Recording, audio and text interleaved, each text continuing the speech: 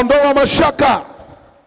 Wakati wowote unaweza ukaona tarajio lako la kupokea baraka linakutana na upinzani, linakutana na watu wanaokudharau, linakutana na watu wanaokuvunja moyo. Kama una imani, usirudishe kiwango chako cha imani nyuma, endelea kusonga wapi? Mbele. Walio na imani huwa waangalii nyuma, huwa wanasonga mbele. Hawaangalii mazingira yanasema nini, wanasonga mbele. Na wewe mazingira yanakusemesha nini?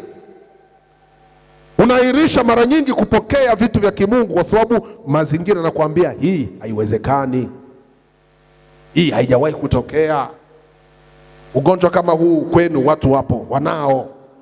Unakumbuka hata kaka yako mkubwa na mjomba wako mwingine walifariki kwa ugonjwa huo.